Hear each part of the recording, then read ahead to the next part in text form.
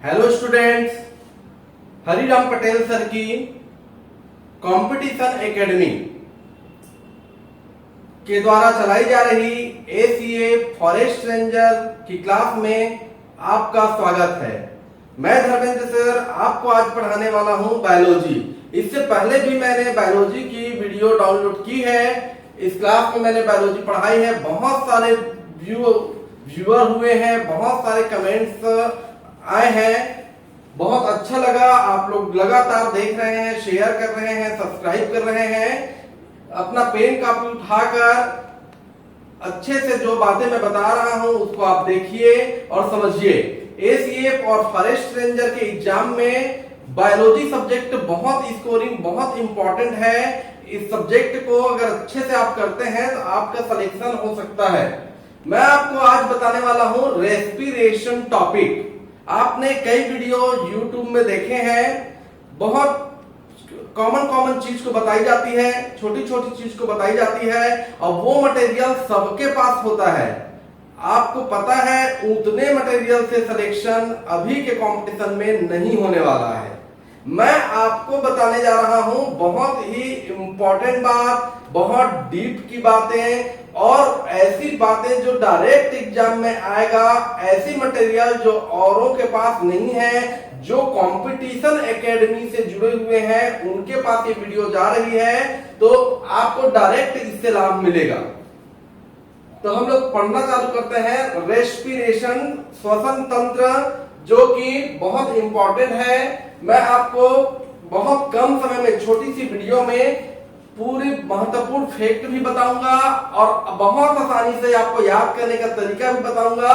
आज के ही पीरियड में रेस्पिरेशन आपको समझ में आ जाएगा और याद हो जाएगा। कई स्टूडेंट कमेंट्स किए हैं जो बायो में ग्रेजुएट है, पोस्ट ग्रेजुएट है, वो भी कमेंट्स किए हैं कि कहां से पढ़ें, कैसे पढ़ने। कॉलेज में पास होने का अलग रहता है, लेकिन कंपटीशन एग्जाम में इसी पोर्शन को पढ़ना और क्वेश्चन को सही कर लेना। मैं बहुत कम समय में ऐसी बातें बताऊंगा जो डायरेक्ट क्वेश्चन आते हैं और आपका सही हो जाएगा और इसी क्लास में आपको याद भी हो जाएगा। तो पूरे अंत तक वीडियो देखिए। मैं आपको बिल्कुल याद कराने का, समझने का आसान तरीका बताने वाला हूं। हम लोग पढ़ेंगे रेस्पिरेशन। रेस्पिरेशन मतलब श्वसन तंत्र से संबंधित है।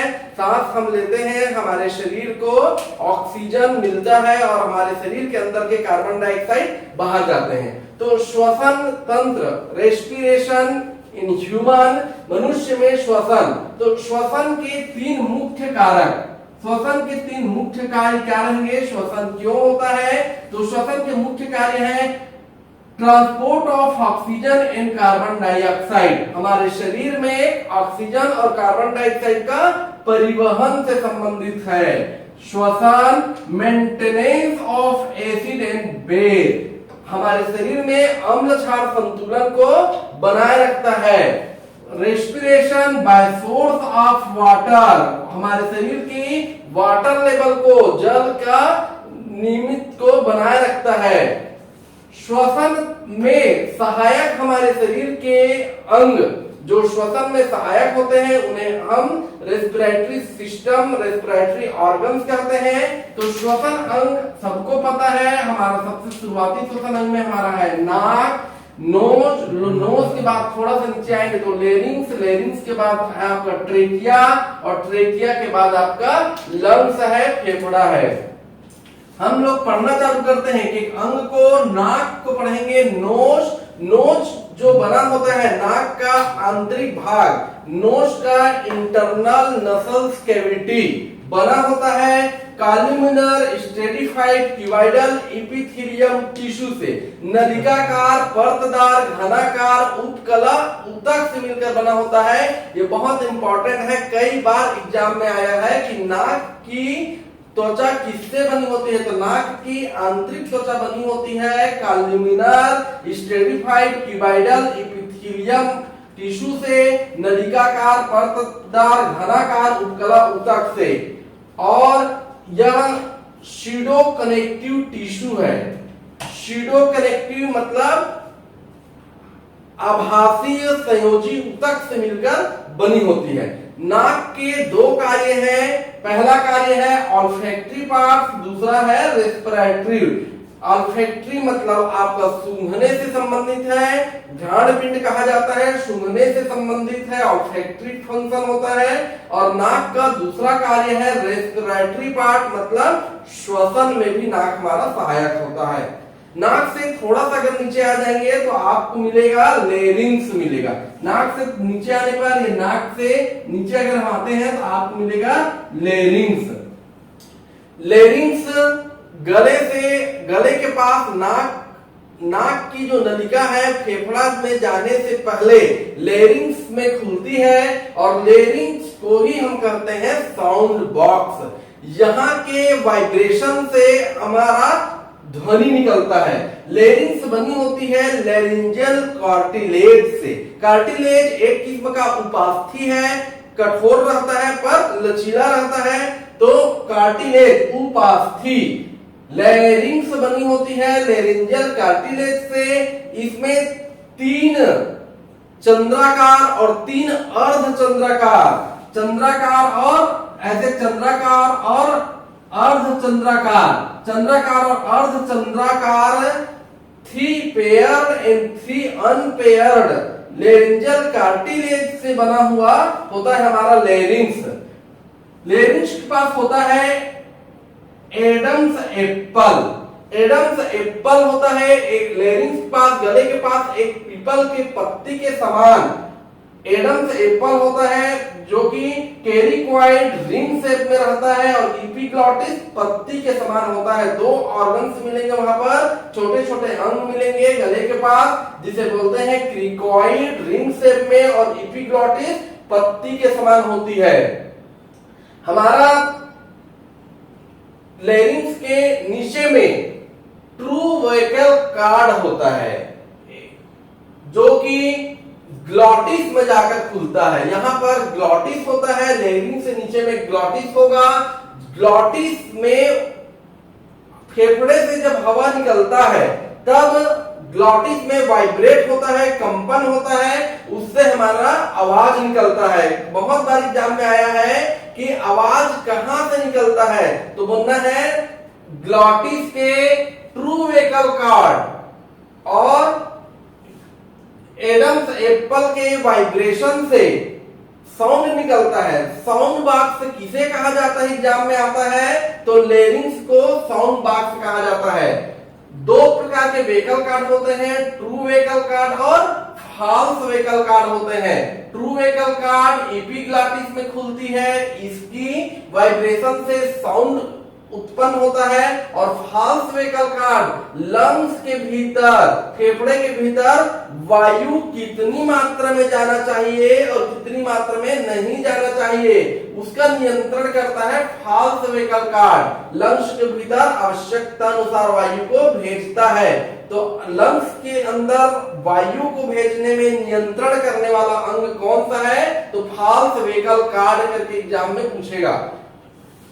अगर हम नाक के बाद नीचे में लेरिंग्स और लेरिंग्स के और नीचे में आएंगे तो हमको मिलेगा ट्रेकिया।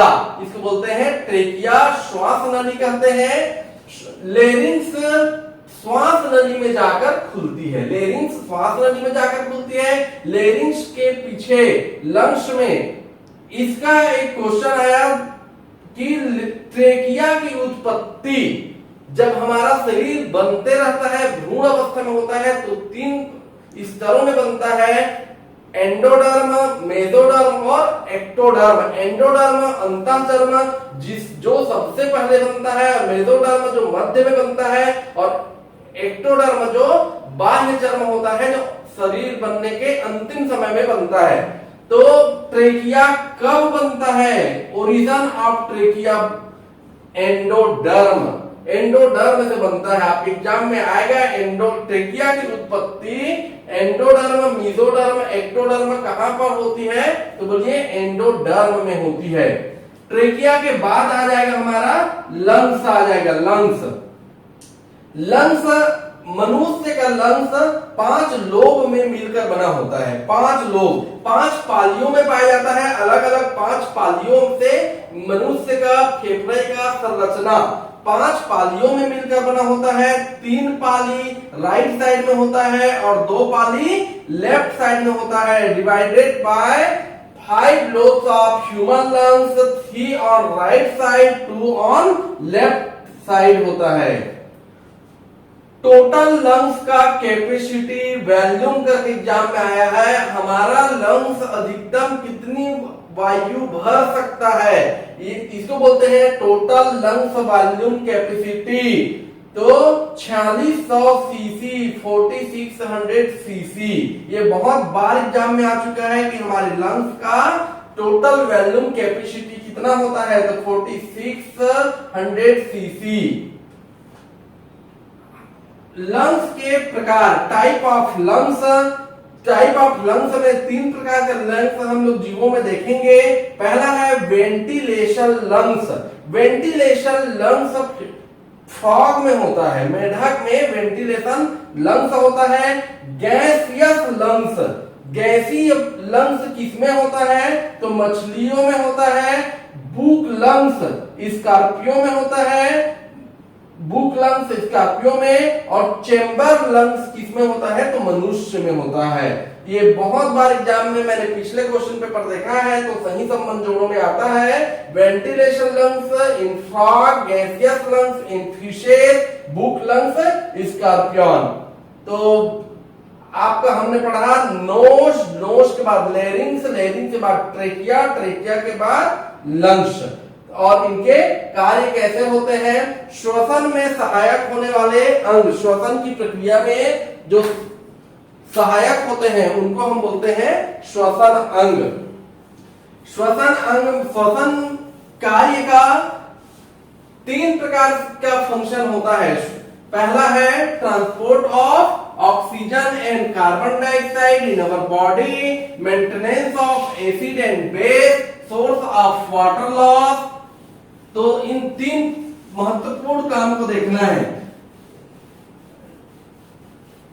अब हम लोग पढ़ेंगे कि श्वसन में अंगों के अलावा, श्वसन में वायु का शरीर के अंदर जाना और बाहर आना को हम लोग कहते हैं रेस्पिरेशन।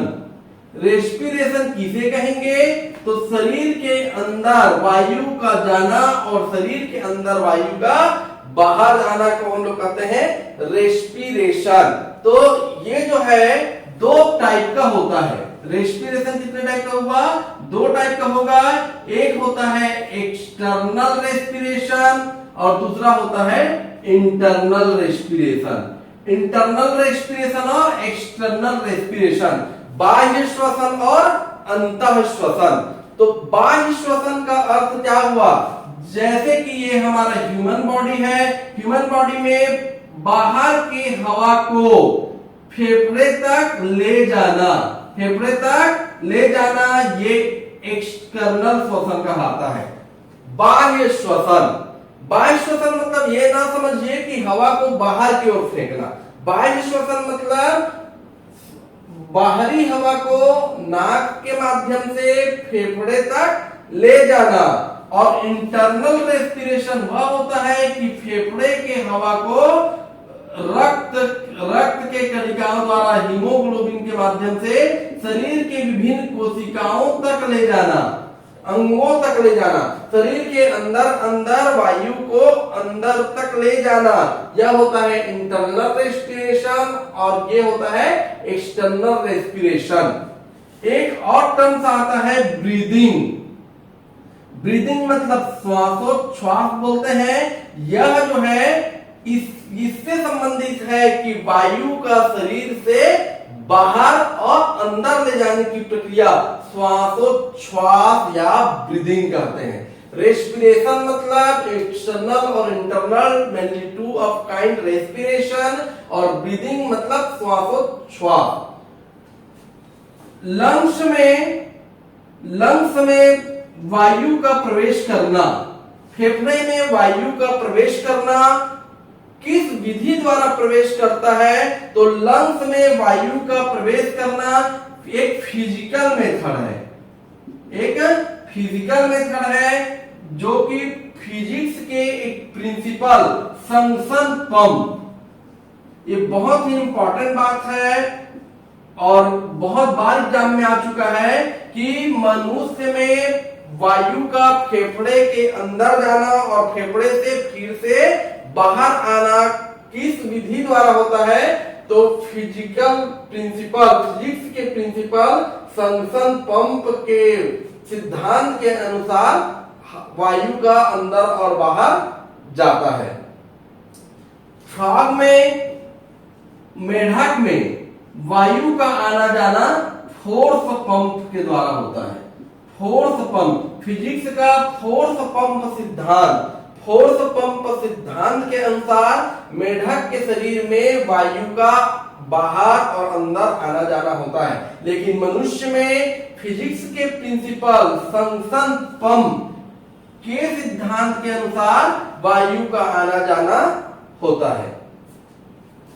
हमारा फेफड़ा जो है वो 1 मिनट में 16 से 20 बार, 1 मिनट में 16 से 20 बार फैलता और सिकुड़ता है। मतलब अपने अंदर 1 मिनट में 16 से 20 बार वायु को भरेगा, तब शरीर के अंदर वायु का प्रवाह करता है और ब्लड के द्वारा वायु का प्रवाह करता है। तो लंग्स से ही जुड़ा हुआ हृदय होता है हमारा। हृदय 1 मिनट में 72 बार धड़कता है। तो 16 से 20 बार हवा भरी जाती है 1 मिनट में, और 1 मिनट में हृदय धड़कता है 72 बार। इसका मतलब 72 डिवाइडेड बाय 16 लगभग 5।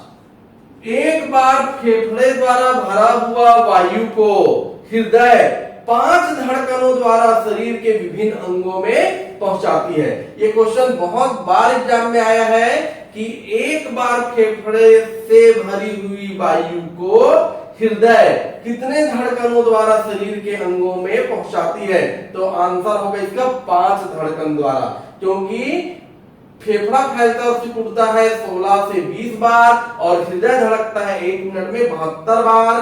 तो लगभग 5 धड़कनों द्वारा एक बार फेफड़े से भरी हुई वायु को 5 धड़कनों द्वारा हृदय शरीर के विभिन्न अंगों तक पहुंचाती है।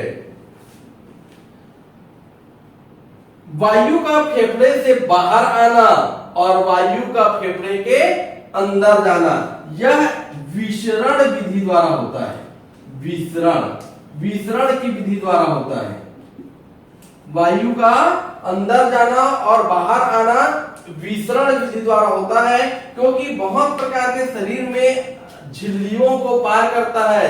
रक्त की कणिकाओं को, कोशिकाओं को, अंगों को पार कर फिर से फेफड़े में आता है कार्बन डाइऑक्साइड बाहर चले जाता है और ऑक्सीजन फिर अंदर आता है। तो यह विधि विसरण की विधि होती है, अधिक सांद्रता से कम सांद्रता की ओर जाना। तो विसरण की विधि द्वारा वायु का परिवहन हमारे शरीर में होता है। श्वसन के लिए रक्त में ऑक्सीजन का अंगों में फैलना और कार्बन डाइऑक्साइड को शरीर के अंदर से कार्बन डाइऑक्साइड को लेकर फिर से बाहर निकालने में मदद करने के लिए हमारे शरीर में ब्लड में पाया जाता है रेस्पिरेटरी पिगमेंट पाए जाते हैं। रेस्पिरेटरी पिगमेंट श्वसन लवक पाए जाते हैं। श्वसन लवक रक्त में पाए जाते हैं, जिसके माध्यम से ऑक्सीजन जुड़ता है और बाहर हमारे शरीर में बाहर ऑक्सीजन जाता है, कार्बन डाइऑक्साइड जाता है और ऑक्सीजन हमारे शरीर के अंदर जाता है। शरीर में परिवहन, वायु का शरीर में परिवहन रक्त में पाए जाने वाले पिगमेंट के कारण होता है। तो पिगमेंट कितने टाइप से हैं हम लोग देखते हैं। तो पहला टाइप का पिगमेंट है जीवों में पाए जाने वाले पिगमेंट हीमोग्लोबिन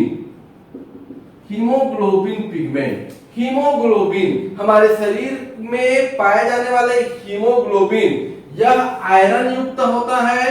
हीमोग्लोबिन हमारे शरीर में कैसा रहता है?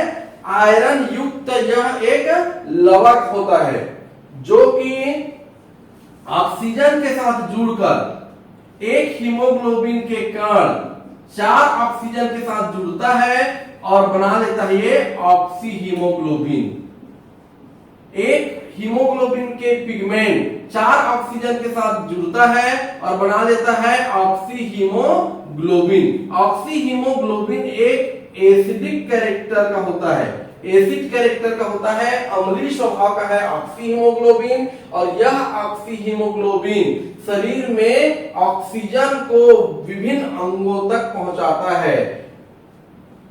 अगर हमारे शरीर में कार्बन यहां पर ऑक्सी हीमोग्लोबिन बनकर आया कार्बन और हमारा कोशिका श्वसन के दौरान भोज्य पदार्थों का दहन कर कार्बन डाइऑक्साइड निकाल के रखा हुआ है, उस कार्बन डाइऑक्साइड को हीमोग्लोबिन कार्बोक्सिल हीमोग्लोबिन के रूप में हमारे शरीर में वापस ले जाता है। शरीर के विभिन्न अंगों से जब रक्त कार्बन डाइऑक्साइड को लेकर आता है तो उस समय हीमोग्लोबिन कार्बोक्सिल हीमोग्लोबिन के रूप में रहता है और फेफड़ों से जब ऑक्सीजन को हीमोग्लोबिन ले जाता है तब उस समय ऑक्सी हीमोग्लोबिन के रूप में हीमोग्लोबिन कार्य करता है। हीमोग्लोबिन एक पिगमेंट है, लवक है जो कि एक आयरन युक्त होता है। यह हीमोग्लोबिन कहां पर पाया जाता है? तो कशेरुकों में इन वर्टिब्रल के आरबीसी में पाया जाता है। लाल रक्त कणिकाओं में कशेरुक के मानव के लाल रक्त कणिकाओं में हीमोग्लोबिन पाया जाता है, लेकिन केचुए के प्लाज्मा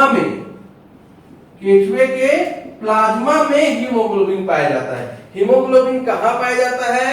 हीमोग्लोबिन कशेरुकों के आरबीसी में हीमोग्लोबिन पाया जाता है और केचुए के प्लाज्मा में हीमोग्लोबिन पाया जाता है। हीमोग्लोबिन के बाद दूसरा है आपका हीमोइरेथ्रिन। हीमोइरेथ्रिन एक पिगमेंट है, यह भी आयरन युक्त होता है। हीमोइरेथ्रिन आयरन युक्त एक पिगमेंट है। हीमोग्लोबिन रेड कलर का होता है और हीमोइरेथ्रिन जामुनी कलर का होता है। हीमोइरेथ्रिन जामुनी कलर का दिखने वाला पिगमेंट है। जामुनी कलर का यह पिगमेंट है, यह एनिलिडा में पाया जाता है। एनिलिडा ग्रुप के जितने भी जीव हैं उन जीवों में हीमोइरेथ्रिन नाम का पिगमेंट पाया जाता है और ये जामुनी कलर का होता है। और पिगमेंट हीमोग्लोबिन और हीमोइरेथ्रिन के अलावा हीमोसाइनिन, तीसरा नंबर का हमारा हीमोसाइनिन भी एक पिगमेंट है और यह हीमोसाइनिन पिगमेंट नीले रंग का होता है। नीले रंग का हमने देखा, हीमोग्लोबिन रेड कलर का, हीमोइरेथ्रिन जामुनी कलर का और हीमोसाइनिन नीले कलर का होता है। हीमोग्लोबिन में आयरन होता है, हीमोइरेथ्रिन में भी आयरन होता है और हीमोसाइनिन में कॉपर होता है। बहुत इंपॉर्टेंट फैक्ट है ये। फैक्ट डायरेक्ट एग्जाम में पूछे जाते हैं और ऐसे क्वेश्चन हमसे प्रायः नहीं बनते हैं। कॉमन बातें आसानी से मिल जाता है और आजकल कॉमन बात एग्जाम में नहीं पूछ रहा है। तो हमसे देखना है कि हीमोसाइनिन में कौन से मेटल्स होता है, तो कॉपर होता है। कॉपर की उपस्थिति के कारण हीमोसाइनिन नीले रंग का होता है। हीमोसाइनिन पिगमेंट किस जंतु में पाया जाता है? तो मोलस्का संघ के जीवों में हीमोसाइनिन पाया जाता है। अगला पिगमेंट है हमारा क्लोरोक्यूरिन। क्लोरोक्यूरिन एक पिगमेंट है जिसका रंग हरा कलर का होता है, और यह भी एनिलिडास में पाया जाता है। एनिलिडा में पाए जाने वाला हरा कलर का पिगमेंट क्लोरोक्यूरिन, और इसमें भी आयरन होता है।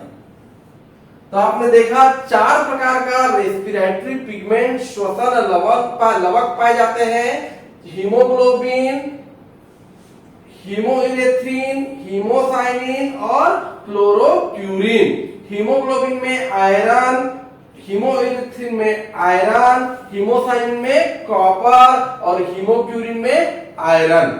तो ये धातुओं को याद रखना है। ये पिगमेंट जो है वो ऑक्सीजन को जोड़कर शरीर में प्रवाहित करते हैं और कार्बन डाइऑक्साइड से जुड़कर फिर हमारे फेफड़ा तक लाते हैं, जो फेफड़े के माध्यम से कार्बन डाइऑक्साइड बाहर फेंकने में कार्य करता है।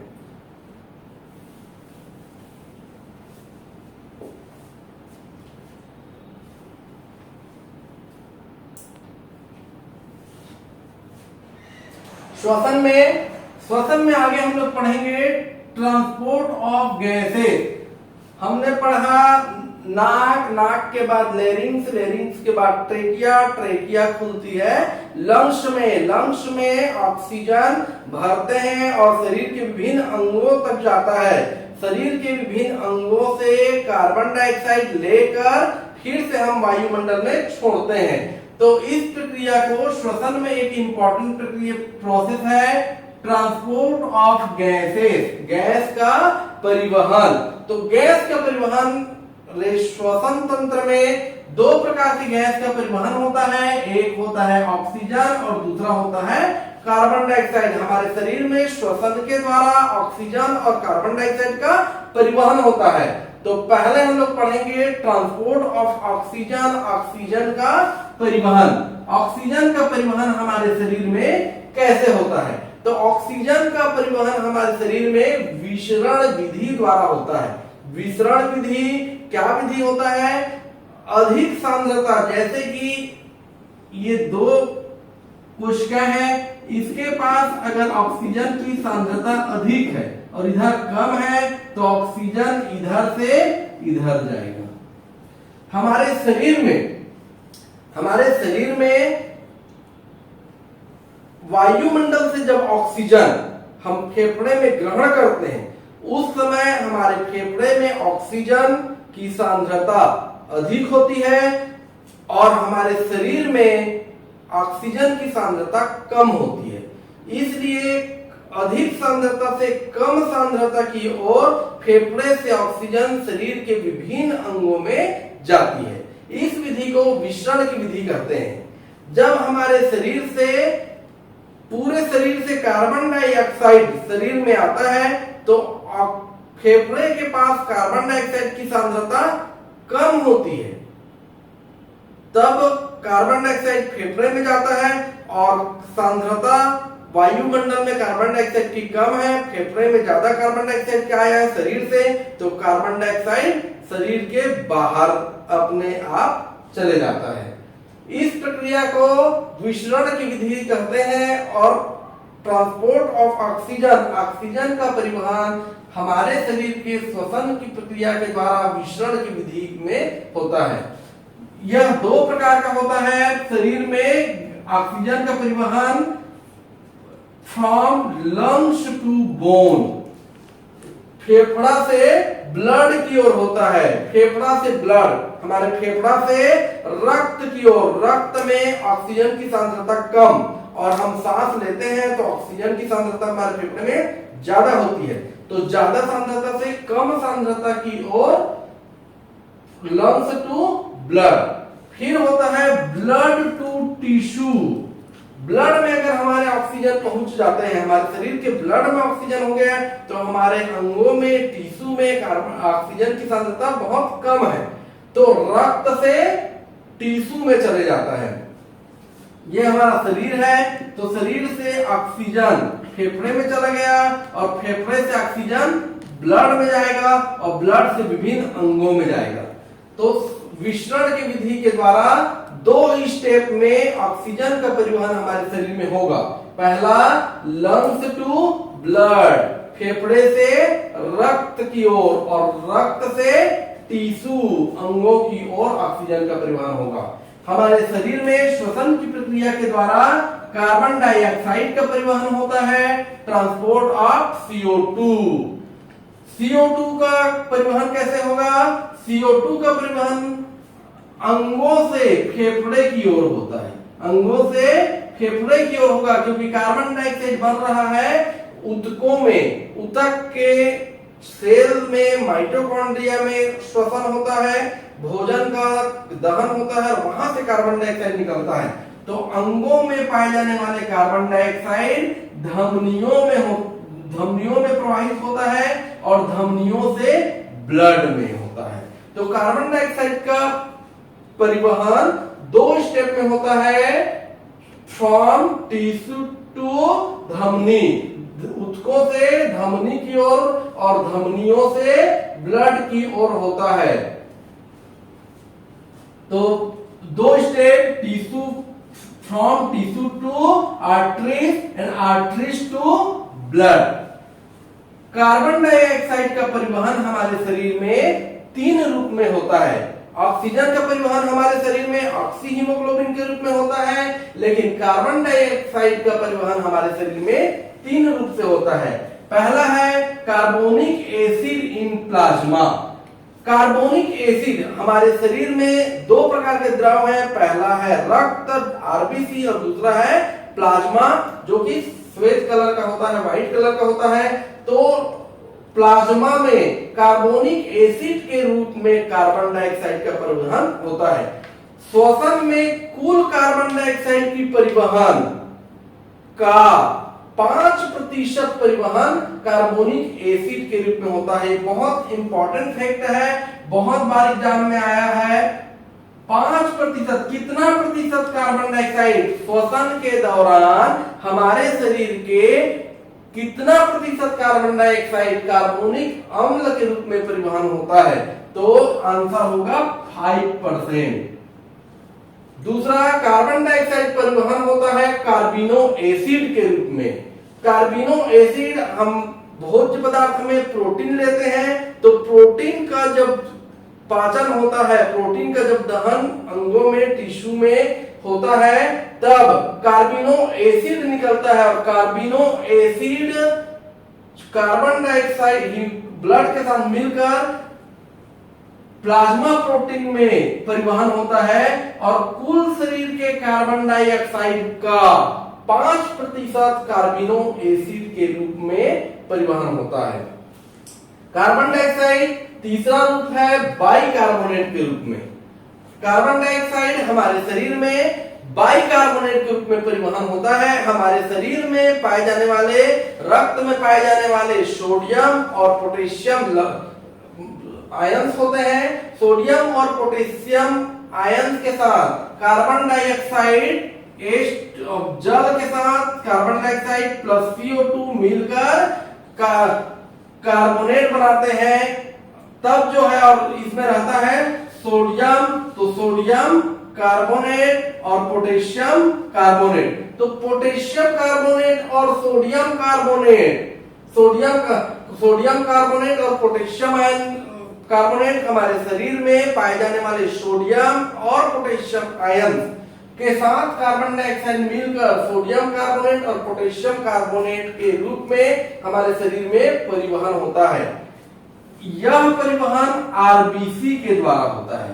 RBC, रेड ब्लड सेल लाल रक्त कणिका के द्वारा कार्बन डाइऑक्साइड के परिवहन बाइकार्बोनेट के रूप में होता है। यह कुल कार्बन डाइऑक्साइड का 67% होता है। कुल कार्बन डाइऑक्साइड का 67%। सर्वाधिक किस रूप में कार्बन डाइऑक्साइड का परिवहन होता है? तो कार्बोनेट के रूप में होता है, बाइकार्बोनेट के रूप में होता है।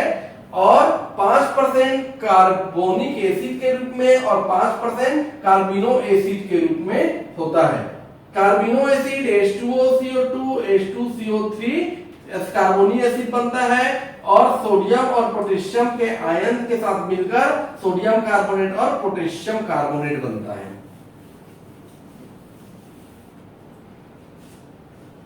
एक कई बार एग्जाम में आया है कि हमारे शरीर में कार्बन डाइऑक्साइड का परिवहन क्या कार्बोनिक एनहाइड्रेस के रूप में होता है? तो कार्बोनिक एनहाइड्रेस के रूप में नहीं होता है। कार्बोनिक एनहाइड्रेस एक किस्म का एंजाइम है, ASE लगा है। कार्बोनिक एनहाइड्रेस एक किस्म का एंजाइम है जो कि हमारे शरीर में ऑक्सीजन और कार्बन डाइऑक्साइड की गैसियस ट्रांसपोर्ट को, गैसीय परिवहन को नियंत्रित करता है। CO2 कार्बन डाइऑक्साइड का 1 मिनट में फेफड़े द्वारा परिवहन 220 सीसी होता है। 220 सीसी कितनी कैपेसिटी होती है कि 220 सीसी कार्बन डाइऑक्साइड का परिवहन हमारे फेफड़े के द्वारा 1 मिनट में किया जाता है। कार्बन डाइऑक्साइड का परिवहन जब शरीर में होता है तो वह अशुद्ध रक्त कहलाता है, और अशुद्ध रक्त में कार्बन डाइऑक्साइड और ऑक्सीजन का प्रतिशत, तो कार्बन ऑक्सीजन एक भी नहीं रहता है ऐसा नहीं समझना है। अशुद्ध रक्त में ऑक्सीजन की प्रतिशत 75% होती है। ये बहुत बार एग्जाम में आया है, यूपीएससी लेवल में और अन्य राज्यों के ACF फॉरेस्ट रेंजर की परीक्षा में, कि अशुद्ध रक्त में ऑक्सीजन की प्रतिशत कितनी? तो अशुद्ध रक्त में ऑक्सीजन की प्रतिशत 25% होती है। कार्बोनिक एनहाइड्रेस एक किस्म का एंजाइम है जो शरीर में गैसीय परिवहन, श्वसन को नियंत्रित करती है। शरीर में श्वसन को नियंत्रण करने के लिए और हम लोग पढ़ेंगे, अब हम लोग पढ़ेंगे control of respiration. Control of respiration पढ़ेंगे। शरीर में होने वाले श्वसन, तो श्वसन को कौन कौन से कारक हैं जो कि नियंत्रित करता है? श्वसन की दर को बढ़ा सकते हैं और श्वसन के दर को घटा सकता है। ऐसे कारक को हम लोग कहते हैं नियंत्रक। तो हम लोग अब पढ़ेंगे कंट्रोल ऑफ रेस्पिरेशन। श्वसन को प्रभावित करने वाले, नियंत्रण करने वाले कारक कौन कौन से हैं? तो पहला कारक है हमारा control of nerve. Control of nerve, तंत्रिका तंत्र के द्वारा श्वसन प्रभावित होता है। तो तंत्रिका तंत्र हमारे शरीर का नर्वस सिस्टम, ये हमारा हुआ सिर, और यहां पर हमारा होता है स्पाइनल कार्ड। स्पाइनल कार्ड होता है और यहां पर होता है मेड्यूला ऑब्लोंगेटा। मेड्यूला ऑब्लोंगेटा और स्पाइनल कार्ड, छोटा दिमाग कहते हैं, यहाँ स्पाइनल कार्ड और मेडुला ऑब्लोंगेटा होता है। स्पाइनल कार्ड और मेडुला ऑब्लोंगेटा, यहीं पर तंत्रिका तंत्र का जाल होता है। तंत्रिका तंत्र का, नर्वस सिस्टम का जाल होता है जिसको बोलते हैं ब्रूनर कॉम्प्लेक्स। यह जो है शरीर में हमारे श्वसन को नियंत्रण करता है, श्वसन को बढ़ा सकता है और श्वसन को घटाता है। इससे एक प्रश्न बहुत बार आता है कि मेडुला ऑब्लोंगेटा अगर काम करना बंद कर दे, श्वसन को नियंत्रण कम बंद कर दे, और अगर मेडुला ऑब्लोंगेटा को निकाल दिया जाए तब जो है मनुष्य जीवित रह सकता है कि नहीं? तो इसका आंसर होगा जीवित रह सकता है, क्योंकि स्पाइनल कार्ड, मेडुला ऑब्लोंगेटा और ब्रूनर कॉम्प्लेक्स श्वसन की दर को नियंत्रित करते हैं, कम और ज्यादा करते हैं, लेकिन विसरण की विधि के द्वारा फेफड़ा और ब्लड वेसल्स और नाक और ट्रेकिया द्वारा वायु का परिवहन नहीं रुकता। इसीलिए मनुष्य कोमा में चला जाता है और बहुत दिनों तक जिंदा रहता है, उसकी सांस और धड़कन चलते रहती है। तो medulla oblongata, Bruner complex and spinal cord only control of respiration, नियंत्रण करता है, कम और ज्यादा कर सकता है, लेकिन मेडुला ऑब्लोंगेटा और स्पाइनल कार्ड के कार्य नहीं करने पर भी श्वसन चलते रहता है। इस बात को ध्यान देना है। अगला है हमारा कंट्रोल ऑफ केमिकल। कुछ ऐसे रसायन भी हैं, कंट्रोल ऑफ केमिकल, कुछ ऐसे रसायन भी हैं जो कि हमारे श्वसन तंत्र को प्रभावित करते हैं। तो कौन कौन से ऐसे रसायन हैं? पहला तो है हमारा ऑक्सीजन और दूसरा है हमारा कार्बन डाइऑक्साइड। कार्बन डाइऑक्साइड और ऑक्सीजन ऐसे तत्व हैं जो कि हमारे श्वसन को प्रभावित करते हैं। हम ऐसे जगह में चले जाते हैं जहां पर ऑक्सीजन की सांद्रता बहुत ज्यादा, ऑक्सीजन की सांद्रता अधिक है। ऐसे स्थान जहां पर ऑक्सीजन की सांद्रता अधिक है, तब क्या होगा? वहां पर हो जाएगा हमारा श्वसन का दर कम हो जाएगा, श्वसन का दर कम हो जाएगा। ऑक्सीजन की सांद्रता अगर बहुत ज्यादा है तो हम अगर धीरे धीरे भी श्वास लेते हैं, फिर भी हमारे शरीर को जितनी ऑक्सीजन की जरूरत है उतनी ऑक्सीजन मिल जाएगी। तो ऑक्सीजन की सांद्रता अधिक होने पर श्वसन कम हो जाएगा। और ऐसे जगह पर चले जाएं कि ऑक्सीजन की सांद्रता कम है, बहुत कम ऑक्सीजन है, तब वहां पर श्वसन का दर बढ़ जाएगा। श्वसन का दर बढ़ता है, तो कम होता है और बढ़ता है। ये बहुत इंपॉर्टेंट है, सही गलत इनमें से कोई नहीं करके बहुत बार एग्जाम में आया है। मैं आपको इस चैप्टर में ऐसी बात बता रहा हूं जो डायरेक्ट आपके एग्जाम में आएगा और आप बहुत ध्यान से समझेंगे तो पूरी बातें बहुत आसानी से समझ में आ जाएगा।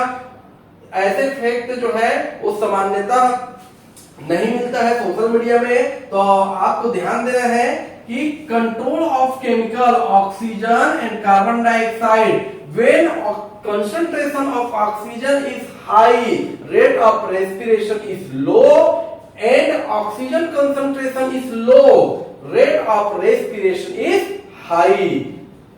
और अगर कार्बन डाइऑक्साइड के बारे में हम लोग देखते हैं कि कार्बन डाइऑक्साइड कैसा होगा। कार्बन डाइऑक्साइड की सांद्रता अगर अधिक है, कार्बन डाइऑक्साइड की सांद्रता अगर अधिक है तब क्या होगा? कार्बन डाइऑक्साइड की सांद्रता अगर अधिक है तब क्या होगा?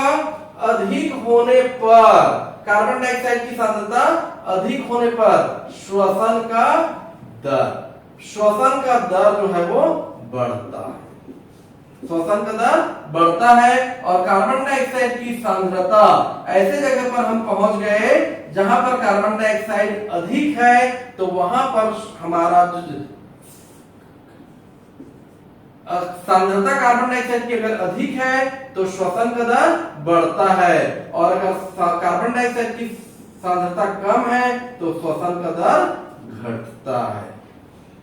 पहाड़ों पर जाने पर, अधिक ऊंचाई पर जाने पर सांस फूलने क्यों लगता है पूछेगा, तो ऊंचाइयों पर जाने पर ऑक्सीजन की कंसंट्रेशन कम हो जाती है। जब कम हो जाती है तो हमारे शरीर को जितनी ऑक्सीजन चाहिए उतनी ऑक्सीजन को प्रतिपूर्ति करने के लिए हमें अधिक सांस लेना पड़ता है, धड़कन को अधिक धड़कना पड़ता है, हृदय को, इसलिए श्वसन का दर वहां पर बढ़ता है। तो इस बात को ध्यान देना है, control of nerve and control of the chemical. अगला है आपका दो प्रकार के प्रभाव हैं जो कि श्वसन को प्रभावित करते हैं, कंट्रोल ऑफ रेस्पिरेशन। एक होता है हिमबर्गर इफेक्ट। हिमबर्गर इफेक्ट किससे संबंधित है? एग्जाम में अगर आएगा तो बोलिए यह श्वसन से संबंधित है। यह कैसे श्वसन को प्रभावित करता है? तो ये हमारे शरीर में पाए जाने वाले क्लोरीन, हमारे शरीर में क्लोरीन पाया जाता है, क्लोरीन आयन और सोडियम आयन पाए जाते हैं। हमारे शरीर में पाए जाने वाले सोडियम और क्लोरीन आयन अगर सांद्रता इनकी बढ़ती है तो कार्बन डाइऑक्साइड से जुड़ने का सोडियम बाइकार्बोनेट की मात्रा बढ़ जाती है, और क्लोरीन अगर सोडियम से जुड़कर NaCl बनाता है तो सोडियम बाइकार्बोनेट बनने की प्रक्रिया कम हो जाती है। तो क्लोरीन और सोडियम आयन, क्लोरीन शिफ्ट के नाम से इसको जाना जाता है। हेम्बर्ग इफेक्ट को एग्जाम में बहुत बार क्लोरीन शिफ्ट भी बोला है। क्लोरीन शिफ्ट क्या है? तो क्लोरीन शिफ्ट हिमबर्गर इफेक्ट है। क्लोरीन के आयन के उपस्थिति के कारण श्वसन का दर प्रभावित होता है। ऐसे प्रभाव को हिमबर्गर इफेक्ट कहते हैं। दूसरा इफेक्ट हम लोग पढ़ेंगे कि श्वसन के चैप्टर में श्वसन को और कौन प्रभावित करता है? तो Bohr effect. Bohr effect, Bohr effect क्या होता है? तो बोहर इफेक्ट होता है कि ये ऑक्सीजन के उपस्थिति को दर्शाता है। ऑक्सीजन किस प्रकार से फेफड़े के अंदर और फेफड़े से बाहर कैसे चले जाता है। बोहर इफेक्ट किसको समझाया है? तो mechanism of respiration in lungs. जैसे ये हमारा शरीर है, शरीर में फेफड़ा है और यहाँ पर अगर हमने ऑक्सीजन लिया है तो यहाँ पर ऑक्सीजन बहुत ज्यादा मात्रा में भर गया, इधर शरीर में ऑक्सीजन की मात्रा कम है, तो जल्दी जल्दी यहाँ के ऑक्सीजन विभिन्न अंगों में जाएगा। जाने से ये खाली हो जाएगा। खाली होने पर फिर से यहाँ से वायुमंडल से ऑक्सीजन यहाँ पर आएगा। फिर खाली होने पर कार्बन डाइऑक्साइड यहाँ पर अंगों से कार्बन डाइऑक्साइड यहाँ पर आ जाएगा। कार्बन डाइऑक्साइड की सांद्रता यहाँ कम है तो कार्बन डाइऑक्साइड शरीर से बाहर और ऑक्सीजन शरीर के अंदर कम सांद्रता से अधिक सांद्रता की ओर जाता है। इस प्रकार की बातों को अध्ययन किया बोहर नामक वैज्ञानिक ने और इस प्रभाव को बोला बोहर इफेक्ट। बोहर इफेक्ट किससे संबंधित है? तो श्वसन में ऑक्सीजन की सांद्रता और फेफड़ा से वायुमंडल में ऑक्सीजन का आना और जाना, इस बात से संबंध है बोहर इफेक्ट। हमने पढ़ा आज रेस्पिरेशन और रेस्पिरेशन में मैंने आपको बहुत स्टार्टिंग से बता दिया हूं कि नाक से, लेरिंग से और आपका ट्रेकिया के बाद लंग्स। इसमें महत्वपूर्ण क्वेश्चन जो है वो साउंड बॉक्स किसे कहते हैं? तो लेरिंग्स को कहते हैं। 4 प्रकार के पिगमेंट बताया, तो कॉपर युक्त और आयरन युक्त पिगमेंट होते हैं। बोहर इफेक्ट बताया, हिमबर्गर इफेक्ट बताया और ऑक्सीजन श्वसन में मुख्य प्रक्रिया क्या है? ऑक्सीजन का और कार्बन डाइऑक्साइड का ट्रांसपोर्ट, आपका एसिड बेस मेंटेनेंस और सोर्स ऑफ वाटर लॉस। तो इतनी बातें को बहुत अच्छे से समझना है, नोट करना है, बार बार देखना है आने किस प्रकार से क्वेश्चन आता है। इसमें से आपको सारे के सारे क्वेश्चन बन जाएंगे। मैं आपको 2-3 क्लास पढ़ाने के बाद क्वेश्चन भी कराऊंगा। इससे पहले मैंने बायोलॉजी में डाइजेस्टिव सिस्टम का वीडियो बनाया है, विटामिन के क्वेश्चन वीडियो मैंने बनाया है। आज रेस्पिरेशन हम लोग देख रहे हैं। आगे और मैं आपके फॉरेस्ट रेंजर और ACF के सिलेबस के अनुसार पूरी बायोलॉजी का क्लास जो है पूरा कराऊंगा और साथ ही साथ पूरी हर बात आपको याद हो जाएगी, समझ में आ जाएगा। हमारे इस चैनल को लगातार देखिए, शेयर कीजिए, सब्सक्राइब कीजिए और लाइक कीजिए। इससे हमारा मनोबल बढ़ेगा और अच्छे अच्छे मैटर लाएंगे। सब्सक्राइब करने पर तुरंत आपको हमारे वीडियो आपके मिल सकेगा और ऊपर दिए गए मोबाइल नंबर पे आप कॉल कीजिए, लिंक पर जाकर एडमिशन लीजिए और तैयारी अच्छे से कीजिए। Best of luck. Thank you.